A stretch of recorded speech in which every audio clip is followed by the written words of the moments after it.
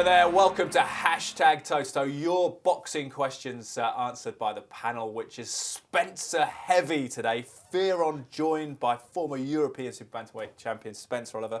Chaps, welcome, particularly you, Mr. Oliver. Good to have you on the eve of Frampton Quigg as well. Yeah, good to be here, mate. Really good to be here.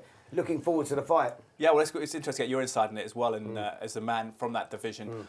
First question comes from Raiku Hekikila, and I hope I pronounced that right, Raiku. How much of a factor is Quigg's size and Frampton's issues making 122 pounds going to be on fight night? So you've got two factors, Quigg's size, but then the sort of, I guess, perverse association of Frampton's perhaps issues, alleged issues of making weight. Well, you're talking about, Frampton is clearly tight at the weight. We know that anyway. Yeah. You're talking about size, the size of Quigg. Yes, he is a big super bantamweight. So's Frampton.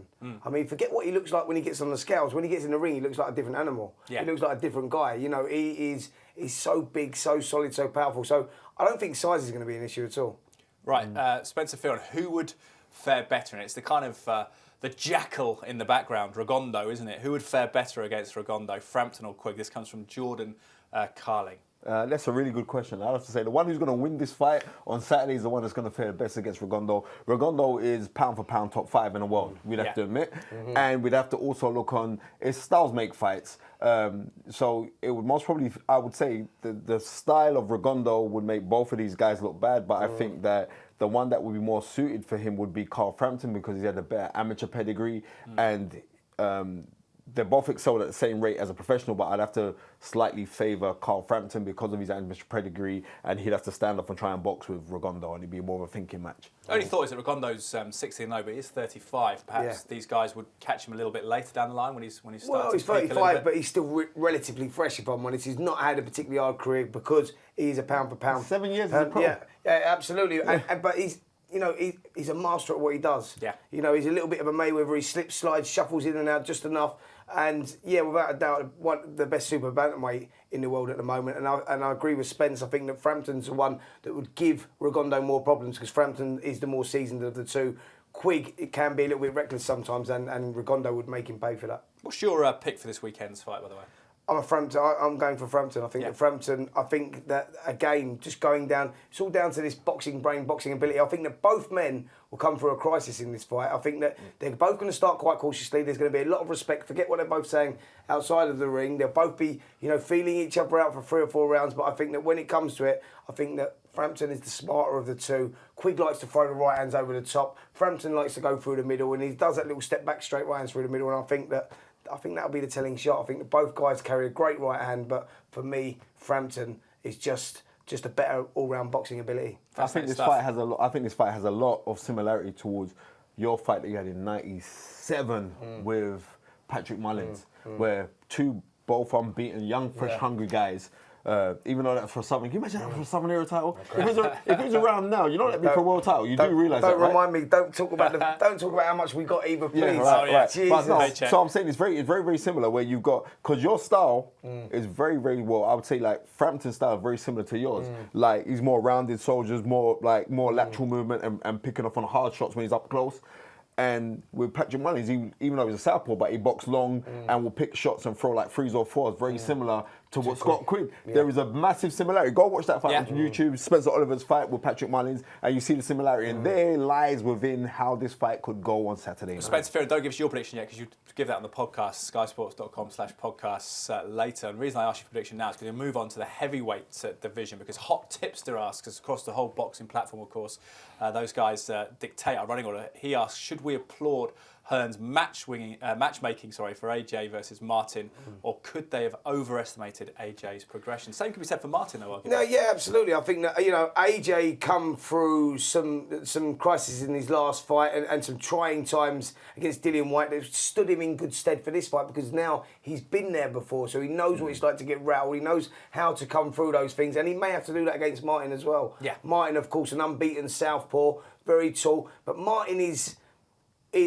similar sort of stature to AJ, except for he's a little bit more raw. He goes back in straight lines. He keeps his chin quite high. And anyone that does that against AJ and stands in front of him is in trouble. And I feel that AJ the timing just could be perfect. Out of all the heavyweight champions you'd want to box at the moment, Martin for me would probably be the best pick for AJ. He's dealt, he's got a great amateur pedigree, world silver medalist, world Olympic champion, boxed a lot of southpaws whilst doing that, and I don't think the southpaw style will be a problem for AJ. And for me, I would go quite heavily on him picking that, as I think the bookies do. Yeah, they have comparable CVs, and certainly it's not Joshua's that's in the shadow, is it? Because Luke King makes a point, Spencer, that Zumbano Love went 10 with Martin, and then 3 months later, AJ knocks Love out in 2. Styles make fights. I'd like to allude back. Muhammad Ali fought Floyd Patterson twice and never knocked out Floyd Patterson. Sonny Liston fights Floyd Patterson twice, knocks him out. Muhammad Ali stopped Sonny Liston on the first fight and knocks him out in the second. Styles make fights. You look at BoxRec, you don't think Joshua's got a weaker CV, do you? You don't. No, you don't. But what it is this, as you know, when you win a title, it does something to you. When you won a European title, right, it does something to you. Like, it elevates you. You think, right, I'm at that stature. You're going to twist his knee, though. Right, exactly right. But and when we saw Martin when he was in the studio last week, and please, you guys have to watch the gloves on because it was superb. And Martin's a serious guy. He fancies. It's not like he's over here for a paycheck, even though he's being fantastically paid well. But he's not over here he's coming here to win. But I would say that with the pedigree of Anthony Joshua, and not only that, but how hard Anthony Joshua hits, you'd have to favour Joshua, but we don't know because there's a lot of don't knows with both of these guys. Yeah. But I would favour Anthony Joshua because he is the better schooled, even though he's only been in the game for a short amount of time. Also, Joshua obviously answered the questions that we needed answered in his last fight. How he comes through, those trying times when he gets rocked. How's he going to deal with it? He was in the 80s. He was in the 80s advert. A lot of bottle. Remember that? Yeah, for the milk advert, he showed a lot of bottle in that fight against. Because let me tell you this: a lot of guys being hit by Dillian Whyte, and the ferocity of Dillian Whyte, how he's hitting him, and the energy that the emotional energy that he was producing in that fight. They could have swallowed it. And he took the shot and he was like, whoa, but you know what, I'm going to fight back. And I'll tell you the nice thing about Anthony Joshua, when Dillian Whyte went down to the body and hurt him, he went back to his body as well. And that shows you that, right, I'm going to adapt to what you do. So I'm going to favour Anthony Joshua, but I'm telling you now, it's not an easy fight. Yeah, you can learn on the job. Let's drop down a couple of divisions to the welterweights scene. Mark Day asks, it's directed to you directly, what a cracking matchup.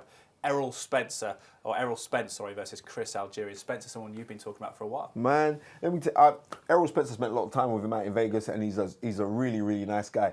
But for somebody who's a southpaw, because I remember me and Spenny were speaking about it a few months ago, Errol Spence sits down on shots, and he doesn't look like a southpaw. And when he doesn't look awkward. It would be fair to say that Errol Spence would be definitely in your top 3 best prospects. Yeah. Give me a handshake there, Spenny. Just give me a handshake there. That's why Algieri, Algieri's a perfect opponent lost to right Pacquiao, now. Lost to Khan, and perhaps he's a good yardstick for Spence to impress us. What Spence will do is he'll do a better job than what Pacquiao and that done on Algieri. Algieri obviously at the time was champion, so he had a lot to fight for. Now he's been beat a couple of times. He's on his way down. Spence is getting him at the right time, and Spence will make a statement in his contest and say, listen, I'm ready for the world title. 100%. Spence will dominate that fight. Right, Spence is a class act, and he's a learned fighter. And I've seen him in the gym when he's moving. When you say somebody saying like when Floyd Mayweather likes to beat up people in sparring, right? And not even beat you up, but he likes to outskill you, outthink you. And if he was sparring with Floyd, and Floyd with his own admittance is saying like, this kid was giving me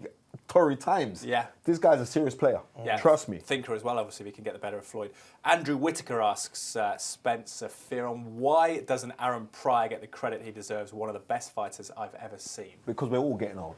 And this is the facts, because I know for a fact when Spenny was young, we'd watch Aaron Pryor, 1982. The Hawk. It's Hawk time. What time is it? Right, 1982, 1983, when he beat Alexis Arguello twice in incredible battles. Alexis Arguello had one of the best right hands and the most technically sound boxer that you could have seen ever. He was a freeweight world champion. So when you look on somebody like Alexis Arguello, we do, but we're getting old. So these young, when we speak about fights last week, right? Yeah, they're thinking it's like 50 years ago now. The problem is with the young fighters of today and the kids that are coming through. Study. They're not historians, so they don't look back where we was coming through. You looked at someone to get inspiration from, and obviously the 80s was the era because we were coming through in the 90s, so you looked at that decade before. So Aaron Pryors of the world and the Marvin Hagler, Sugar Leonards, all those guys we looked for, and we looked at their styles and what. Now these kids have skipped a generation, and you don't get the Spencer Fearons no more. You don't get the knowledge. No, you don't.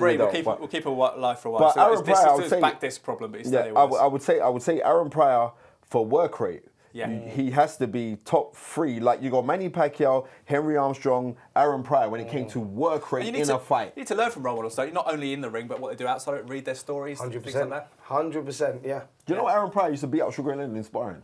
Aaron Pryor used to beat up a lot of people in sparring. Beat Tommy Hearns in the amateurs and the AAU championships. He was a superb fighter, and it's you guys need to just go back in history and just look at this guy. Aaron Pryor, superb fighter. Now, smile came across my face this morning because Martin Steele's asked a question. I've had a fierce debate on Twitter as well about this, and he says, "Why in pro boxing is there not a super heavyweight division as in the amateurs?" Well, I think because heavyweights are heavyweights, aren't they? If you go into the amateurs, the heavyweights in amateurs are like cruiserweights. They're cruiserweights. Yeah. So we've got a cruiserweight division which is 14-7 in the amateurs. That's a cruiserweight division. Yeah. So you have your heavyweights, so the amateurs have got their cruisers, they've got their heavies, but their weights are slightly different to our weights. So if you had a heavyweight division as a professional, you don't get 14 stone 7 heavyweights, right? No. So what I'm saying is, if they're not 14-7, they're at least 15-7. So they just put on the bulk. In the amateurs, slightly different because you've got your under 91 kilos and 91 plus kilos. So let me pose a hypothetical to you though, Spencer Fearon. You've got this guy who's 6 foot tall. He comes in at 15 and a half, 16 stone, say. He's a well set guy, and he fights a 6'6" built athlete who is agile, coordinated, who's 6'7". Why is that fairer than that heavyweight fighting a middleweight, the smaller? Do you know what I mean? Do you see what I mean? There is a huge gulf. Because people keep throwing Mike Tyson around as the exception that proves the rule, but we can't keep saying Tyson. Yeah, but the problem then is where do you draw the line? That's the problem. Yeah. Do you know what I'm saying? So they've made the heavyweight division where you're going from anywhere from 14-7 upwards is heavyweight. Otherwise you go right. How many weight divisions do you have? Yeah. Like you've got to draw the line somewhere. Heavyweight's a heavyweight, and majority of them are between late 15s and now coming into the 18s because obviously the men are getting bigger now. They're becoming more athletic. Heavyweights from a long time ago were not particularly well-built athletes. Now you look at them. Yeah. You know, Klitschko started that.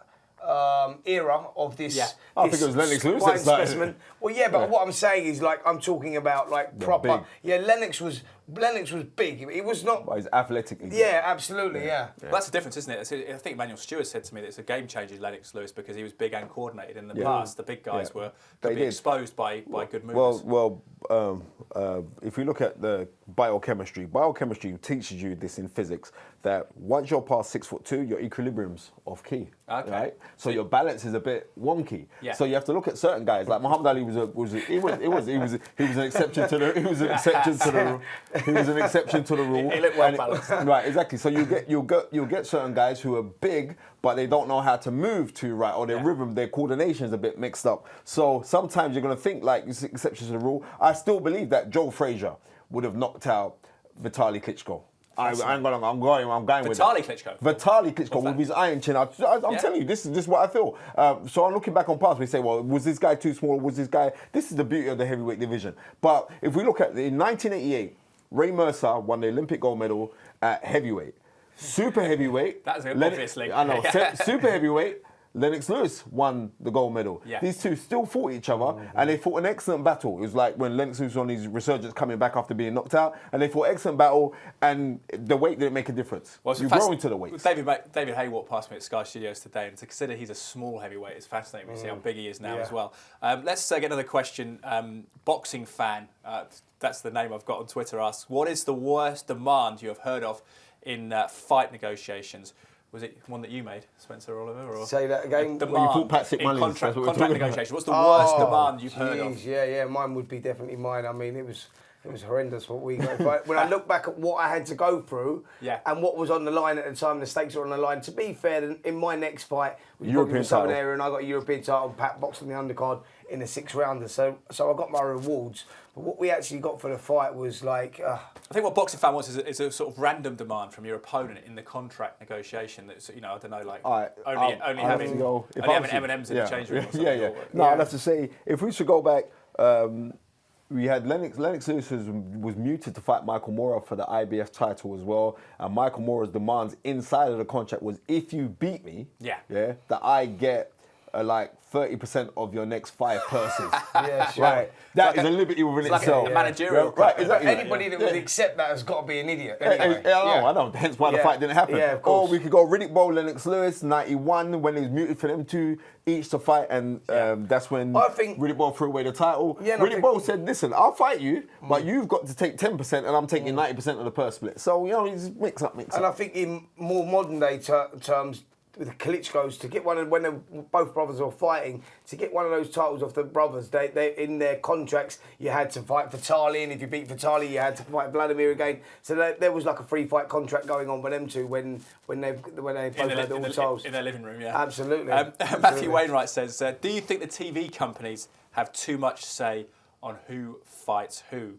Hashtag toe to toe. Difficult one, because we're not really sure. Do you know what? I'd like to answer that one actually, because I think that in America they've been doing that. The TV companies have been the ones that pick the opponents and make the fights. Yeah. And you get great fights then. Yeah. Because you're not getting different promoters steering their fighters other ways. So the TV companies are going, right, you're both with HBO, so we want these fights. So you get those fights that are being made. So my answer to that is that I think the TV companies should have the say on that, because then obviously they're going to give the public what we want. 100%. So if you've got, say, Mayweather versus Pacquiao, back in the day, if Mayweather was with Aaron and Pacquiao was with Don King or whatever, the fight wouldn't happen. But now the TV companies are now speaking and saying, listen, that's the fight we want to see. So to answer the question, I think the TV companies should have the say, because I think they're the ones that make the great fights. If it's down to the promoters, it's not going to happen. Always too many politics. More like another sport where they have a fixture list. Yeah, exactly. The opponents that are mandated. Well, why can't we have a FIFA in boxing? Well, because FIFA ain't looking too good right now. But what I say, something like that inside boxing, a well-governing body inside of boxing to say, listen, we're going to delegate this fight. This has got to happen. These are the matches, and it'd be great, and everybody can eat. Now, give us more things to talk about on boxing anyway. They get more money. These boys are still in shape, even though they're former fighters. I've seen Spence do some personal training as well. He's in ridiculous condition. Connor Power asks us, a lot of boxers incorporating swimming into their training, even Floyd. What kind of swim training do they do? Do they swim or do they run in the water? They're sprinting in the water. So the swimming really is all about, swimming's just about opening up the lungs really. So doing the sprint lengths and whatnot. Swimming's it's been in boxing for a while. I used to swim when I was boxing. Yeah. We're talking 20 years ago now. So I think that they're moving on. As boxing's moving on, the style of training's moving on as well. We've now got strength and conditioners that have come in, which weren't around when we were boxing, nutritionists and whatnot. But introducing things like swimming and stuff like that, I think is only a great thing, because you're just stretching the lungs. Like when you get conditioned to just boxing all the time in the ring and doing the same stuff, the boxing, running, and then you do something that shocks the system, it can only make you better. So low impact as well. Yeah, not only that. I think it was made. The swimming concept. Fighters been doing. Rock Master do a lot of swimming, but the swimming concept was made famous in 1963 in Miami by Muhammad Ali, when he got some pictures on his underwater shadow boxing, and that blew up. That was in Time magazine and everywhere else. Yeah, of course you should swim, because by swimming you use every muscle in the body. Right, so we do that, and it was also made famous in Rocky III when he was doing the swimming with Apollo Creed. Right, hot tubs don't count, though, Spencer. Unfortunately, come on, man, what are you talking about? Rocky was real. He was heavyweight champion of the world. Been an education and a pleasure, Spencer Oliver. Great to see you again on mate. Hashtag Toe to Toe. Welcome you back soon, Spencer. Fearon, stay around for the podcast as well. We've got Bernard Dunn, former world super bantamweight champion. It'll be fascinating. Check out skysports.com/podcast for that. Thank you for your questions. We'll do it again next week. Bye for now. Enjoy Sky Sports Live on all screens, on the go, and the best bits on demand.